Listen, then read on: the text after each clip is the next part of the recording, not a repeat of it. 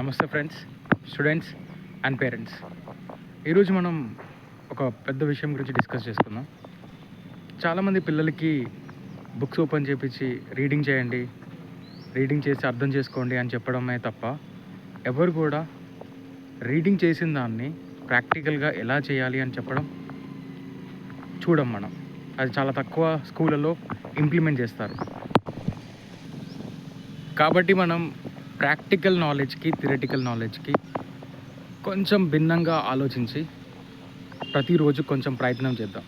పిల్లలకి మీరు దయచేసి రోజుకొకటి ప్రాక్టికల్గా చేయడానికి ట్రై చేయండి. ఉదాహరణకి పిల్లలు ఎప్పుడైనా తను స్వయంగా నిప్పుని క్రియేట్ చేయడం ఆలోచించారా? ఎవరు ఆలోచించారు?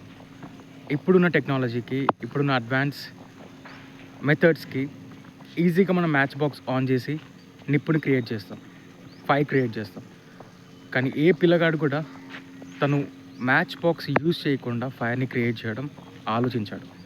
ఒక్కసారి ఇది ఒకటి ఛాలెంజ్గా తీసుకొని మ్యాచ్ బాక్స్ యూజ్ చేయకుండా ఫైర్ని క్రియేట్ చేయడం ఎలానో ఆలోచించండి.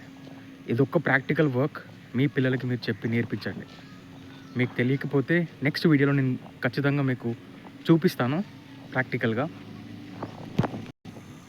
నిప్పుని పాత పద్ధతిలో క్రియేట్ చేసిన వాళ్ళు కమెంట్లో మేము చేసాము, మా పిల్లల చేత చేయించాము అని జస్ట్ టైప్ చేసి నాకు పంపించండి.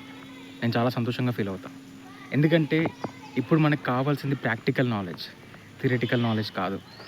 ఈ టెక్నాలజీలో ఉన్న పరిధిలో ప్రతిరోజు ఏదో ఒకటి ప్రాక్టికల్గా ఇంప్లిమెంట్ అవుతుంది తప్ప థియరిటికల్గా ఏది జరగట్లేదు. థియరీని ఎంత చదివినా అది అక్కడి వరకే. సో ప్రతిరోజు మనం రోజుకొక ప్రాక్టికల్ యాక్టివిటీ చేపిద్దాం. చేస్తే పిల్లలకి చాలా ఉపయోగపడుతుంది. Thank you very much.